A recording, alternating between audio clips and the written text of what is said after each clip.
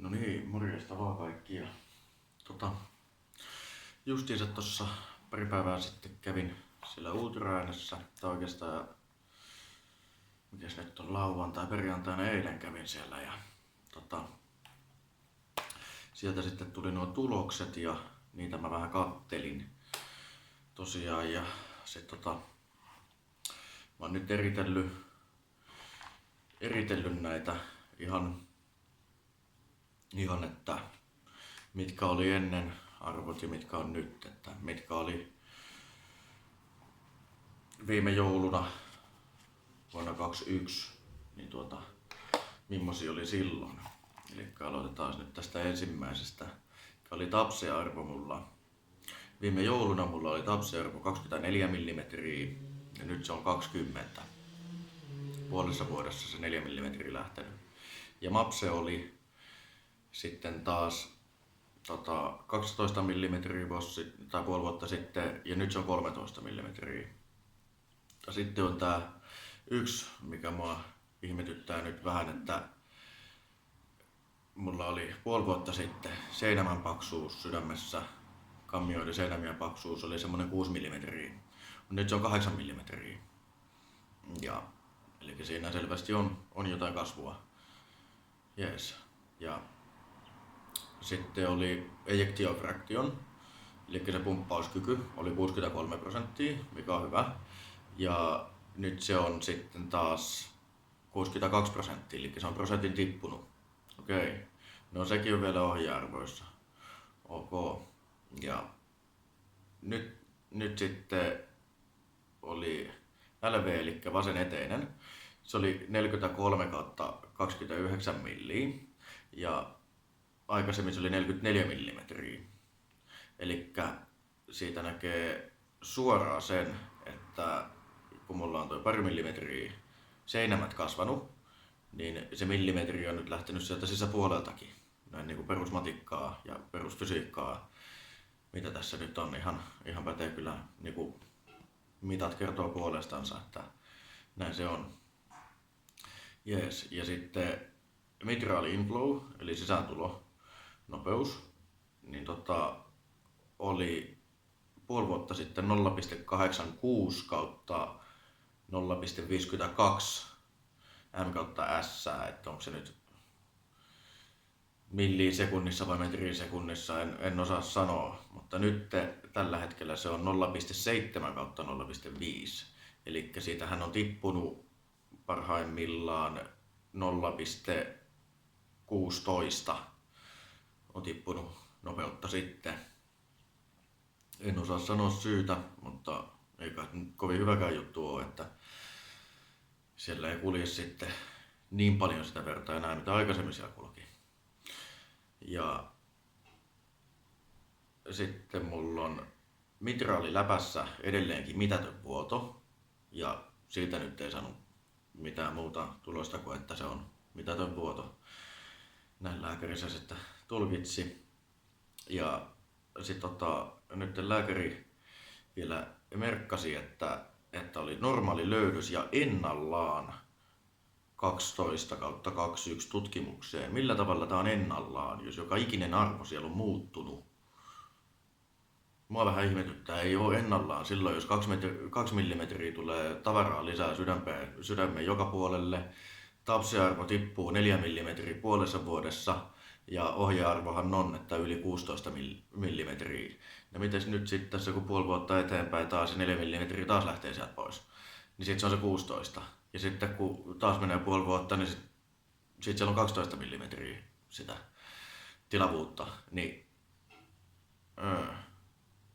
ei se ole normaalia. Ei millään maalaisjärjellä ole normaalia. Jokainenhan meistä on yksilöitä ja siinä on niin tulkinnan varaa sitten ja ohja-arvot on vähän mitä on, niin ne menee niin kaikkien kanssa, mutta mun mielestä tuohon kannattaisi nyt sitten perehtyä, koska lääkäri on nyt sitä mieltä, että siellä ei minkäännäköistä vikaa ole.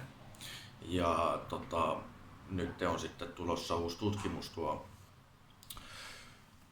tuo rasitustesti. Ja siinä se sanoi sitten, että jos siinä nyt ei löydä mitään, niin sen jälkeen tutkinta lopetetaan.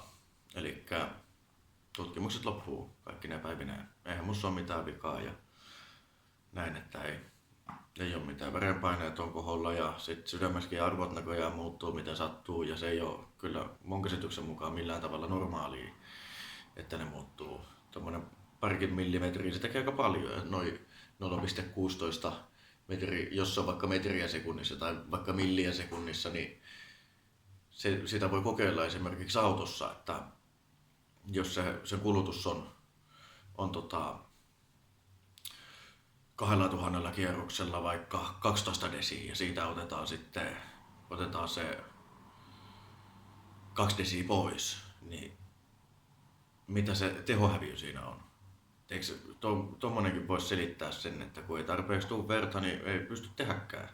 Niin mä vähän ihmettelen ja sit mä ihmettelen mitraaliläpän vuotoa myöskin, mitä moni muukin ihminen tekee ja mä ihmettelen myös sitäkin, että miten se sydän kasvaa ja se sanoo, että se on täysin normaali, että se on ennallaan, täysin samanlainen kuin oli puoli vuotta sittenkin, vaikka nämä mitat näyttää ihan täysin toista. Että se nämäkin on ihan suoraan maisesta otettu. Kirjoitin ne vaan tähän ylös, kun puhelimella videoa. Ja sitten sille lääkärille, kun mä puhuin noista mun nilkoista, että mulla oli tossa puolitoista viikkoa, 2 viikkoa sitten, jotain sinne päin. Kuitenkin ihan tässä vastikään mittasin, niin oikea nilkka oli 21,5 mm ja nyt tässä on 22,7 mm. Eli siihen on tullut 1,2 mm lisää tavaraa. Ei sekään normaali ole, että sinne nestettä kertyy. Niin nyt mun kyllä vähän huolettaa tää, että miten voi olla näin, että sanotaan, että kaikki on kunnossa. Toistuvasti sanotaan, että kaikki on kunnossa ja vähätellään ja puhutaan, että ei ole missään mitään vikaa ja löydös on sama, vaikka se ei tosiaankaan ole. Eli se valehteli mulle ihan suoraan. Vaikka tietää, että mä näen sen tutkimustuloksen sieltä maisesta.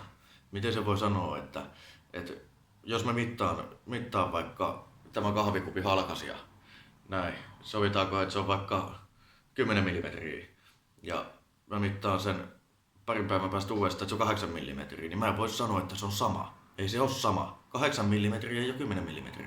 Niin kuin kaikki se tietääkin. Se on ihan täysin eri lukema. Niin.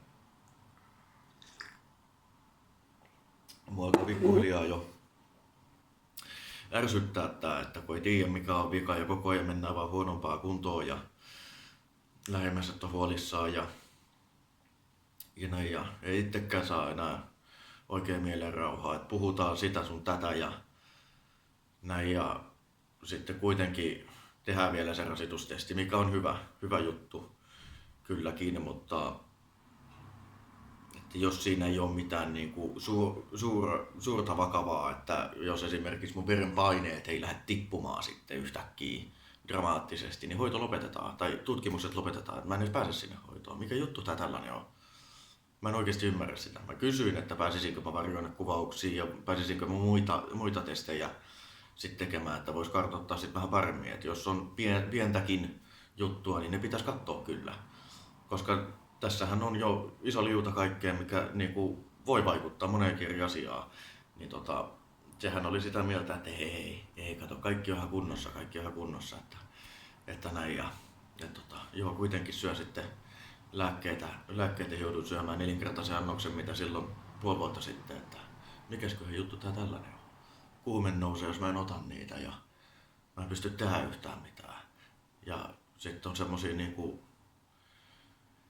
vakaviakin oireita, mitkä on niinku, joidenkin mielestä voi kuulostaa hauskalta, mutta ne ei oikeesti oo. Että kurintaa puristaa kävellessä niin, että sit pitää oikein pysähtyä, niin sit alkaa mahassa mylvimään. Niin, ja sitten on semmoista niinku vanhoilla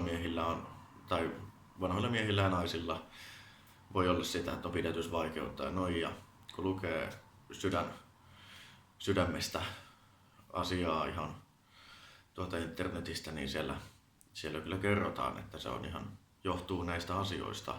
Et joka ikinen asia, mitä nyt on tapahtunut mulle, niin on suoraa merkki niistä, mutta ei oteta koppia niistä. Ja vielä kun varallisuuttakaan ei ole minnekään yksityiselle mennä, niin se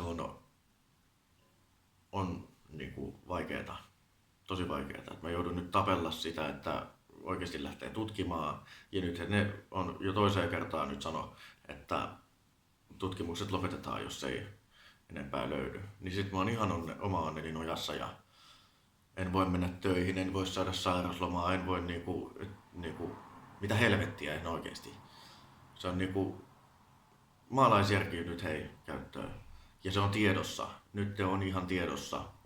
Uutisissakin saatana on, että kyllä tekee kaiken näköisiä juttuja noin piikit. Niin minkä takia nyt mua ei tutkita? Onko ne liian vakavia juttuja sitten, mistä ei uskalleta puhua? Valehteleeks ne, peitteleeks ne jotain? Mikä juttu tää tällainen on? Jos minä itse saatana omilla silmillä näen sen, että siellä on erilainen tutkimustulos kuin aikaisemmin, niin silloin se pitäisi alkaa miettimään jo. Ettei ne mitat, vaikka ne olisi pieniä, niin, ja tuo tapsearvokin, että se on 4 millimetriä tippunut, niin se ei ole mun mielestä mikään pieni. Mitkä puolen sentin heitot ei jumalauta ole mitään pieniä. Ja sydämen seinämän paksuus lisääntyy 2 millimetriä. Sekin on aika paljon kuitenkin loppupeleissä. 2 millimetriä. Kun rupeaa miettimään, että tuommoisen nykyauton pellin paksuus on 0,75 millimetriä. Siihen kun sä laitat 2 millimetriä lisää, niin noistahan tulee saatana tankkeja. Että se nyt hei haloo. Se voi kuulostaa pieneltä, mutta se ei oikeasti ole sitä. Että sillä on iso merkitys, niin kuin auton pellissäkin. Että se on 0,75 millinen pelti on ihan paperia. Siellä laitat 2 milliä lisää, niin siihen voi hakkaa nyrkilläkin ihan, että se on ihan rautaa. Niin mitä se tekee sitten sydämessä, kun sydän pumppaa? Se kuuluu venyä ja supistuu ja näin, mutta siihen tulee pari milliä lisää, niin totta kai se on vaikeampaa. Sehän sanoo ihan maalaisjärkikin, mutta ei. Tää on nyt semmoiset aiheet, että oikeesti nyt rupeaa pikkuhiljaa vituttaa ja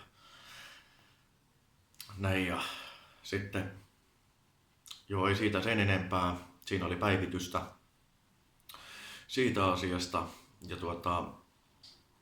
nyt sitten noista, kun uutisoitiin, että ihmiset on saanut noita korvauksia noista rokotehaitoista lääkevahinkovakuutusyhtiöltä, niin mä kun tossa 2-3 viikkoa sitten laitoin viestiä, että missä tilanteessa on, että siinä on mennyt jo se yli 7 kuukautta siinä hakemuksessa, että missä vaiheessa mennään, niin ilmoitti, että ei osaa kertoa mitään käsittelyaikaa, mutta kaikki tarpeellinen, mitä siihen tutkimukseen ja siihen päätökseen voidaan tarvita, niin on niillä. Että niillä on nyt ne. No okei. Ja mä sitten aloin lukea lakia ihan, että Finlexiin ja näin, että mikä on se raja sit siinä, että saako ne venytellä ihan miten vaan, niin ei saa. Kuukausi on aikaa antaa päätös siitä. No, mä tossa tällä viikolla laitoin viestiä sinne, olisiko maanantai vai tiistai, niin kysyin siitä uudestaan, että missä vaiheessa, niin edelleenkin sanoin, että joo, ei osaa sanoa minkäännäköistä käsittelyaikaa ja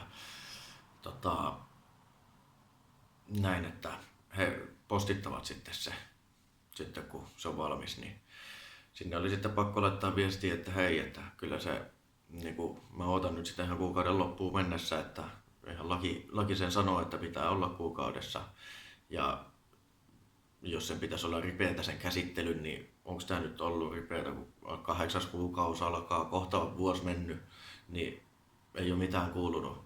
Et ei se mun mielestä ole mitenkään normaalia tai hyvien tapojen vastaista. Tai se on hyvien tapojen vastaista just nimenomaan, mutta ei hyvien tapojen mukaista ole tommonen, että venytellään ja mietitään ja näin, kun kuitenkin on tämmöisessä tilanteessa täytyy miettiä, että se nyt on toistaiseksi ainut mun tulon lähde, mikä olisi toimeentulotuen lisäksi. Siitäkin saa tapella joka kuukausi niin perkeleesti. Että ihan mulle vähän tuntuu se, että multa vietäisi koko ajan ne oikeudet pois, että ne saa tehdä mitä ne haluaa, mutta mulle on säännöt kyllä. Ja multa lopetetaan tutkimukset kaikki, että mä jään ihan omaa onneni nojaa ja mä en voi enää alallani palata töihin, kun mä en perkele pysty tehdä sitä. Mulla pitää olla nitropullo koko ajan taskussa, kun tuolla menee kävelee. Syödä lääkkeitä saatana päivästä toiseen. Niin se ei ole normaalia. Ei saatana ole normaalia syö beta-salvaajaa, en edes ole 25 vielä. Niin se on vähän kummallista, että nämä tekee nyt näin. Niin nytkin oottelee, että sieltä tulisi se päätös ja sieltä tulisi vaikka niitä menetettyjä ansiotuloja ja sitten ihan korvaustakin tästä, että on aikamoista kärsimystä ihan niin kuin pääkopassa ja sitten on ihan fyysisestikin on, että ei ole, mä en ole ihan oikeasti kunnossa. Se voi näyttää ihan päältä päin siltä, että tervehän sä oot kuin pukki. No mutta kato kun en oo. Se on vaan ihan niin kuin täys fakta. Ja sinne pisteiin päälle. Et siitä ei edes puhuta enää siitä asiasta, että onko terve vai eikö ole, kun kaikki sen tietää, että ei olla terveitä nyt. Eikä olla tervehtymässäkään tässä kuule pitkään aikaa. Ja mitä nyt noin osalääkäri puhuu ja näin, että kuinka vaaralliselta se näyttää ja sitten puhuu, että lopettaisi tutkimukset, niin mitä se tarkoittaa? Tuuks mä kuolemaan tossa jossain kohtaa? Minkä takia mä en saa hoitoa? Minkä takia mä en saa sitä apua? Minkä takia ei tutkita sitä asiaa? Siitä tulee heti mieleen, että haluuks joku nyt niin piilottaa mut jotain totuutta? Minkä takia mä oon kuitenkin minä itse. Ja minä en edes saa nähdä mun EKG:n tuloksia, kun se tulee paperille. En saa ottaa valokuvaa tai yhtään mitään. Minkä vitun takia en saa ottaa? Se on musta otettu se filmi. Minkä takia mä en saa ottaa? Tämmöisiä kysymyksiä nyt on tullut tosi paljon mulle, kun ne tuntuu, että ne puhuu sitä sun tätä ja niinku välttelis. Se tuntuu vähän sitä, että joo äkkiä otetaan tosta toi, no niin, lähde menee. Ei. Kyllä niinku, jos mä joudun täältä Espoosta 60 kilometriä mennä Hyvinkäälle joka kerta sairaalaan näihin tutkimuksiin, niin kyllä mä nyt jumalauta haluan olla siellä niin kuin vähän keskustellakin, että niin kuin hoidosta ja niin kuin kaikesta tähän liittyen, että ja me sinne turhaan lähde, se maksaa rahaa mullekin ja ei ole mitään siitä olevina löydy, vaikka on tuloksia tulee erilaisia ja näin niin ei. Ja ei suostuta tekemään testejä, mitä mä pyydän ja pakonomaisesti otetaan vaan samaa saatanan verikoetta. Siellä on yli 130 verikoetulosta. Joo, kato, kaikki näyttää hyvältä. Joo, voi näyttää se sama verikoe niin kuin hyvältä, kyllä. Ota toinen. No ei, kato. Kumpi meistä on lääkäri? No niin, tosiaan, joo. Kumpi meistä on maalaisjärkeä? Multakin se kohta pikkuhiljaa alkaa loppumaan, että alkaa järki tippumaan ja hermotkin loppumaan. Tää on oikeesti ihan sairasta. Ihan sairasta. Ei niinku mä kuulin tossa, kun mä sinne Hyvinkään sairaalalle menin, niin siellä oli muutama iäkkäämpi kaveri, niin kyllä niitäkin ketutti ja potutti tää asia, että ei hoitoon pääseminen on vaikeeta ja ei saa sitä asianmukaista apua ja näin. Mitä mäkin olen joutunut kokemaan, eikä siirretä tänne Espooseen mun tutkimuksiin. Miksei? Mä en ymmärrä sitä. Sitä mä en ymmärrä. Se olisi mulle paljon helpompaa, jos mulle sanotaan, että vältä kävelyä, niin minkä vitun takia mun pitäisi mennä 60 kilometrin matkalle lääkäriin. Sitä mä en ymmärrä. Ja tosiaan ymmärrä. Että tässä on nyt aika paljon kaikkea nyt ja nyt sitten se uusi testi, mikä tulee, tämä rasitustesti, niin siitäkään ei ole mitään tietoa, että milloin se tulee. Ei osattu sanoa, että koska mä saan sen. Että nyt se voi olla vaikka huomenna tai 2 vuoden päästä. Ei sitä koskaan tiedä. Se on vähän sen kyllä on ihmetyttää ja ärsyttää tämä homma. Ja voi kun pystyisi aikamatkustaa, niin kyllä varmasti menisi se puoli vuotta ajassa taaksepäin. Ihan suoraan menisi. Et se on yksi luikaus, kun painaisi nappia, että lähtee taaksepäin. Ja en olisi ottanut niitä piikkejä, kun joutuu tämmöistä kokea. Ja saa sitäkin nähdä, että paljon sieltä korvauksiakaan tulee. Tuleeko sieltä tonni? Kyllä voi työntää perseeseensä tonninsa, jos se on silleen. Niin ei. Kyllä tästä pitäisi tulla nyt ihan pitäisi joku vetoomus tehdä lakiin tai lakialoite, että pitäisi oikeasti saada sitä asianmukaista hoitoa, jos me ollaan perkeleen niin kuin Euroopan parhaimmisto, että täällä on parhaimmisto lääkärit, niin ei kyllä tämä vaikuttaa ihan samalta kuin Jenkeissä, että ei oteta kyytiin kuule, jos ei vakuutusta ole. Ambulanssi jättää himaa. Kyllä tää alkaa mennä ihan siihen tää juttu. Ihan suoraan. Mutta ei siitä se enempää, että muuten menee ihan paasaamiseksi ja näin, mutta siinä oli vähän taas kontenttia ja näin, niin toivottavasti tästä nyt löytyy joku ratkaisu ja joku yhteinen sävel tälle hommalle. Ja kiitoksia kaikille, jotka katsoi ja laittakaa ihmeessä kanavaseurantaa ja tykätkää, jos tykkäsitte ja näin. Ja ihmeessä jakakaa videoa ja kommentteihin saa laittaa sit viestiä, jos siltä tuntuu. Ja kiitokset vielä niille kaikille, jotka on sitten jakanut ja laittanut kertoa tätä, että oikeasti tämmöistä pahaa täällä tapahtuukin. Ja minäkään en tosiaankaan toivo sitä, en ollenkaan. Mä luulen edelleenkin, tai toivon edelleenkin sydämen pohjasta, että joku haluaisi vielä jotain hyvää. Kyllä mä oon sen kannalla edelleenkin. Mutta sais nyt tehdä asioita ennen kuin on liian myöhäistä. Sitä mä vaan toivon. Joo, kiitoksia vielä kerran ja ei mitään, nähdään sitten ensi videolla.